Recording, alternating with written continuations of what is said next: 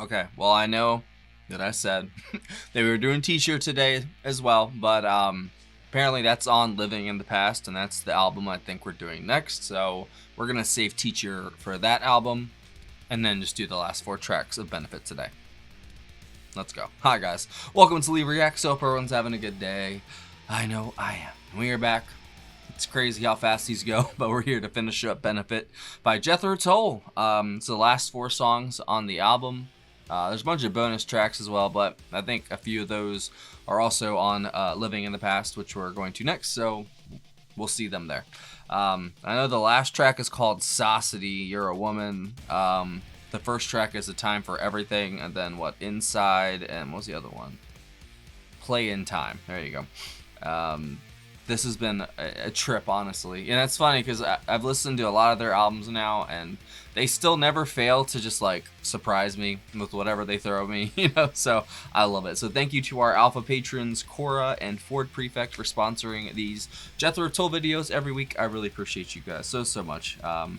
Tull has been a blessing, as you can see by the, what was that, 20th anniversary back there. Thank you, Cora. The thing's awesome. All right, here we go. If y'all aren't subscribed, we do this every Tuesday. Tull Tuesday. 10 a.m. Eastern Standard Time. If you want to come hang out in the chat, come talk Tull, come talk whatever. We'd love to have you. Don't forget to leave a like and a comment too, if you don't mind. All right, here we go. A Time for Everything by Jethro Tull. 3, 2, 1. Go.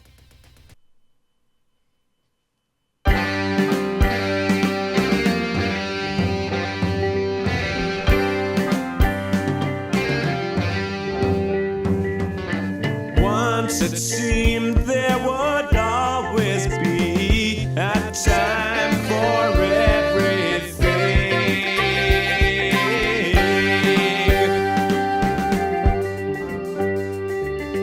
Ages passed, I knew at last my life had never been.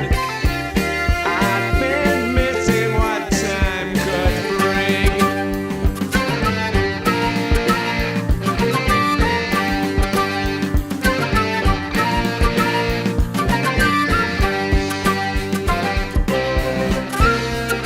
Wow.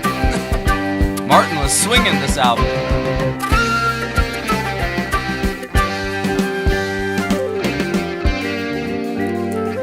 So is that flute, man. 50 years and I'm filled with tears and joys I never cried.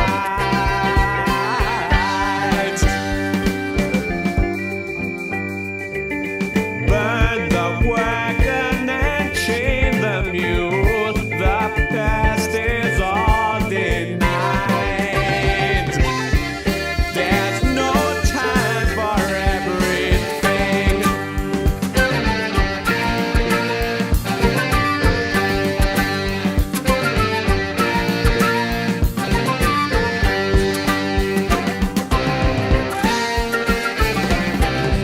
Yes. Good roll. Clive is so good, bro. He's like in his own little world half the time. Perfect.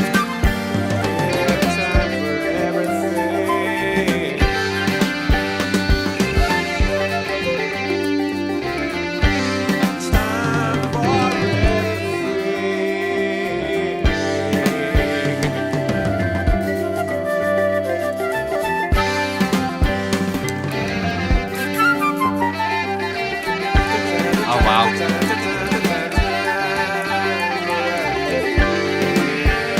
That's crazy. And it's about to end. Inside.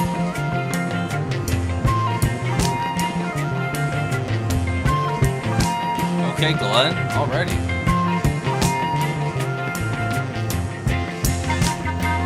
All the places I've been make it hard to begin to enjoy life again on the inside, but I mean to.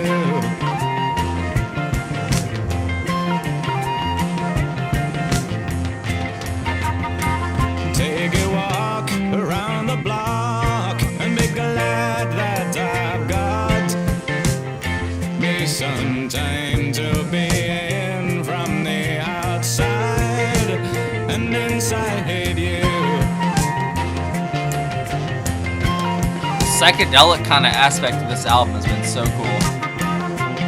It's like real slight, but it's there. Got no money coming in, but I can't be sad. That was the best cup of coffee I ever had, and I won't worry about it. This sounds like Future Toll. We've got it made here on the inside, outside so far away. Wow, that bass is nuts, dude. And we laugh and we sing, get someone to bring our friends here for tea in the evening. Oh, Jeffrey makes the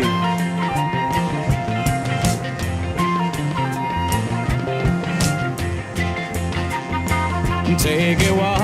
They're so good at creating that whole world in your head, man.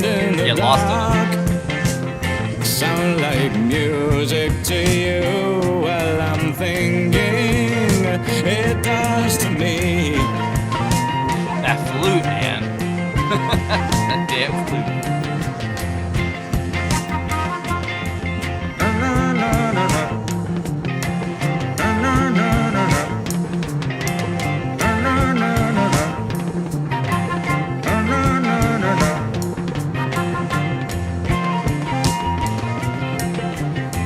It's hypnotic in a way, man. That's crazy.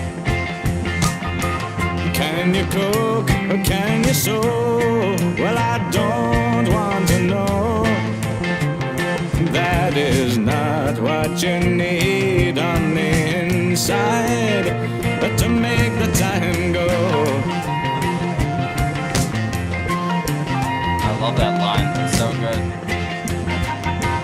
Counting lambs, counting sheep, we will fall into sleep and awake to a new day of living and loving you so.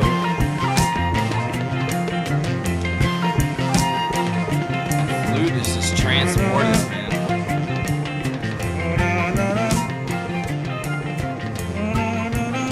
No.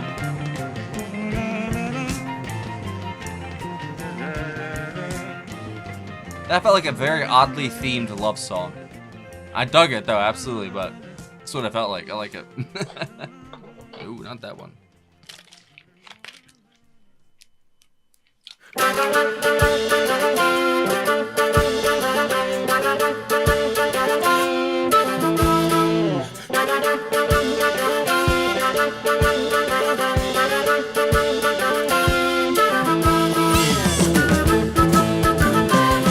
Okay.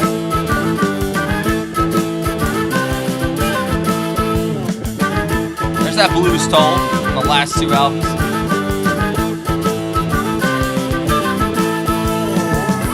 Gotta take in what I can. There is no time to do what must be done. While I do some thinking, sleeping is hard to come by. So we'll all sit down and try to play in time. And we feel like singing, talking to people in my way. Talking to people in my way.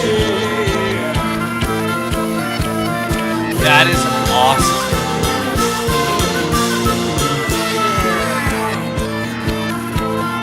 Ominous as hell, bro.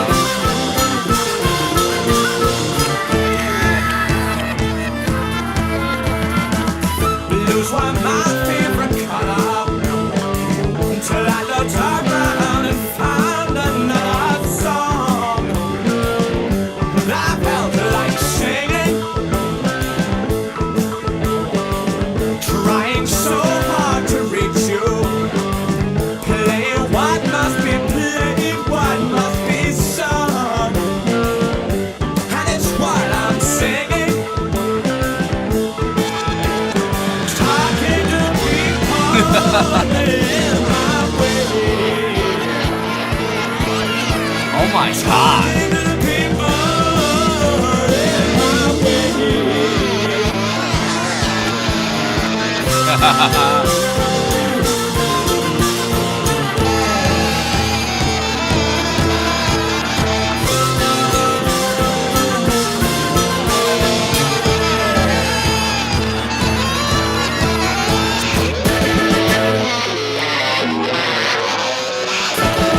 Wow.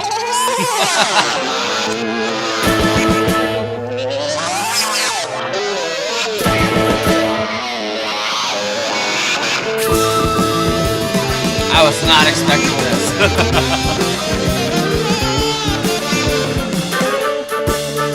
And what would you even call this? Jethro Tull?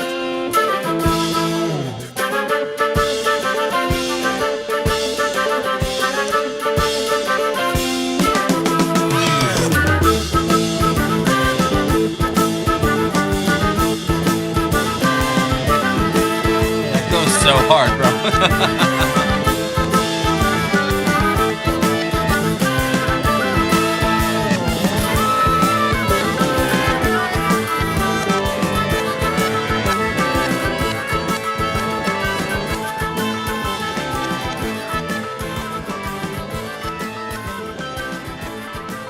I don't want that song to end, man. That might have been my favorite song of the album so far. Or at least this side, at least. Not the whole album. Oh, Sossity, You're a Woman.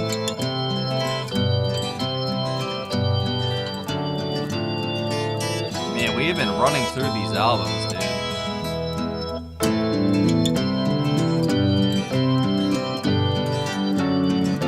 What a period for Jethro Tull with these 3 albums, those first 3.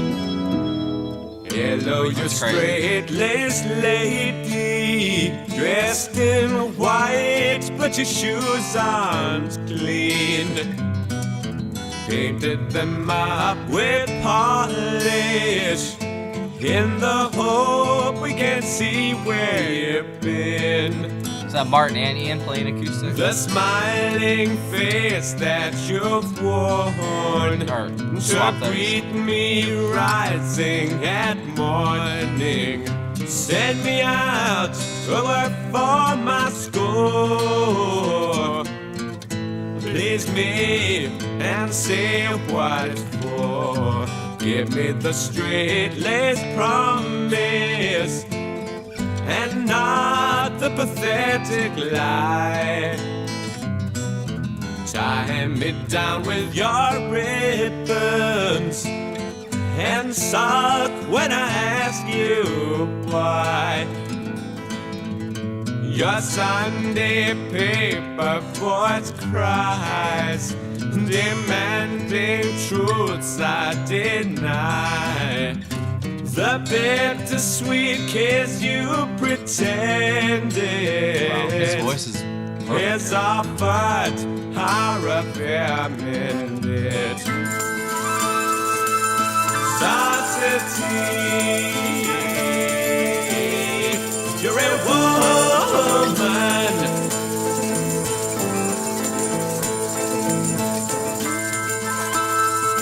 Society, you're a woman.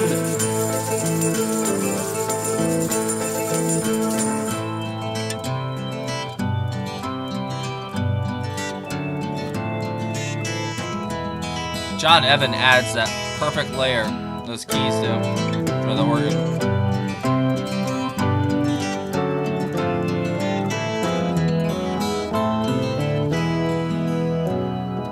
All of the tears you're wasting are for yourself and not for me. It's sad to know you're aging. I wasn't expecting this. Sadder That's funny. still to admit I'm free. Your immature physical toy has grown too young to enjoy. At last, your street-laced agreements. Woman, you are too old for me.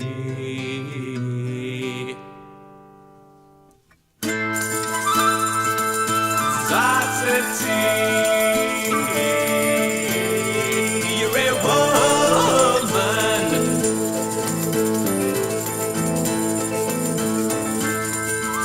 Tambourine never sounded better. Society, you're a woman.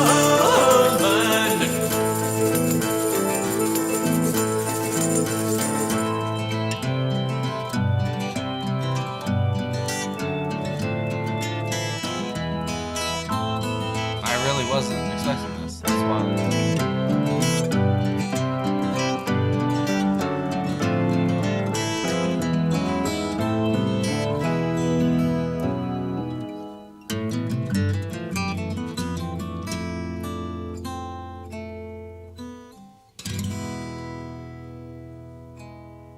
Huh.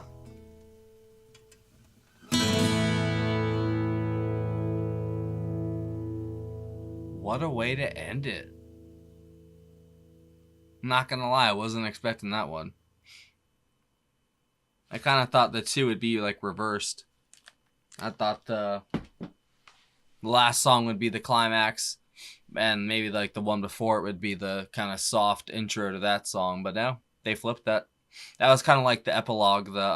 The track before it, it kind of felt like the epic climax of the album, you know, and then it kind of just, you know, bring you back down to earth. That last track, Sossity, which the lyrics in that were cryptic but still very I wouldn't even say relatable. I don't even know what the word would be. It's very easy to just like put your own narrative or metaphor, you know what I'm saying, whatever the music does for you and like wherever it takes your mind.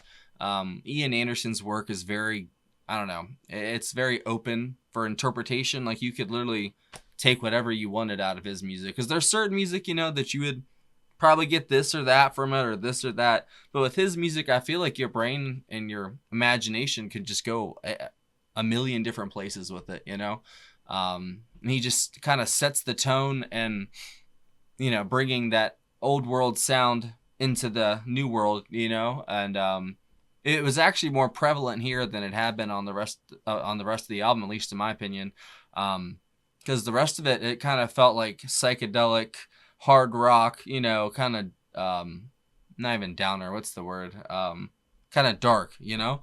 But these last couple songs, they definitely had some sinister moments, shall we say, just like in Play in Time, which was probably my favorite track on the whole, well, like I said, that album side. But there were some dark moments that got real kind of climactic and serious feeling. There were stakes and weight behind it, it felt like. Because sometimes you build, or they build to a climax, and then it's, you know, it's not satisfactory, you know. That one absolutely was, you know, even though we split the album up into like 3 different videos, I felt it, you know, I felt the weight of that song, to be honest. Man, Alive and Well and Living In is still probably my favorite track on side 1, other than, I guess, With You There to Help Me. And then on this one, Play in Time and A Time for Everything. So both time tracks on side 2 are my favorites. I'll go through Ian Anderson on vocals, acoustic guitar, electric guitar, flute, keyboards, Martin Barr on electric guitar, Glenn Cornick on the bass guitar, and the Hammond organ, apparently, but that was uncredited, and Clive Bunker on drums, percussion, D. Palmer orchestral arrangements, John Evan piano and organ, which I think that organ really added a great layer of sound for those acoustic guitars on that last track to really play around with. Martin, Ian, you know, they're just, even if this is like, I think their second album together, or was it his first? No, this is his second. They're already like in perfect sync, you know, especially in that song. That was like evidence enough of just how well they played together. Those acoustic guitars, man, they just made this almost wall of sound with just acoustic guitar notes, you know, and there was just like that organ underneath. It was a very frank, I guess that's the word I would use. It's a very frank and beautiful song, Sossity. A very fitting way to end a strange album for them, which in the best way possible, I mean that, because it's so different than the rest of their catalog, I feel like, because I've listened to a lot of it, you know, and this one kind of sticks out, you know what I mean? The first two, I wouldn't say they blend together, but they're kind of in a similar vein, but, you know, it's still separate. And then you get to the future stuff, and they had the Prague period. They've gone through different periods, you know, and this one really sticks out amongst the rest of them, just like Crest of a Knave does. It's very dark and kind of got a hard edge to it at points, which I know they've done that throughout their catalog multiple times. But at least for me, I like the albums that are kind of more cryptic, maybe a little abstract, maybe a little more darker. That's just my dark emo ass over here, basically. That's probably why. I I just I don't know, man. Jethro Tull just like I said, they just take your imagination a million different places. Like I felt like, especially in Inside, I think that was the one. Yeah, that I completely was lost in that song. Like it was hypnotic almost. Like I don't even know what was going on, but like it completely enraptured my mind, and I was all these other places, man. I love how their music does that. I think Glenn Cornick was really, really good in these 4 tracks. Well, the first 3, especially the second one. I think that was the one where he came in swinging. But he absolutely was dominating this entire album. Him and Clive work in tandem so well. Just like Martin and Ian pair off well, Clive and Glenn, like I said, they are almost in their own world half the time. Like there's 2 different songs being played, but it just so happens to mesh and combine into this beautiful product, and like I said, like the flute in both the songs too, that was like the real old world feel, I guess, in the middle too. Well, and no, it was the first 3. The only one that didn't really have it, I guess, was the last one. Did it have some in it? I think it had a little bit, but whatever. That's like the old world flavor of this album, I feel like. I always try to pick out like whatever instrument, he was going for to use to make the, the sound of the whole entire album, like the sax on Passion Play, blah, blah, blah. That example I always use. It was Martin's guitar again in this, I feel like, but it also was the piano, like the harmonica was in the previous one. It's very interesting. I love how they just always stay Jethro Tull, but they just so happen to completely reinvent themselves like every album or 2. I think that's genius, man. And that's all credit to Ian, Martin, whoever they got behind it. It could be Barrymore, it could be Clive, but it doesn't matter, man. And Clive kind of made himself not as, and I've noticed in this album that the drum mix is kind of low at points, and then other points it's really high, but for these songs, they were kind of low, but the percussion itself wasn't, if that makes sense. Because I felt like there was other stuff going on, and he did a really good job. Clive is such a good drummer, and it's a shame that he couldn't have stayed. I know Glenn got fired after this album, I think, but I think he's such a good drummer for Ian because he can do basically anything Ian asked, and he's like Zappa, he's just, let's do this. He walks in the studio one day, I want this, and that, it's like, oh, okay, well, let's go. Even though Barrymore absolutely does an amazing job too when he comes in, man, but Clive he's special, man. And I've watched a couple of just solo videos of him, drumming and stuff like that, and he was very talented. He's very, very rated compared to a lot of the drummers, Everyone goes to John Bonham because obviously John Bonham is amazing. Neil Peart from Rush, and there's so many amazing rock, folk, whatever you want to call it, drummers. I don't know.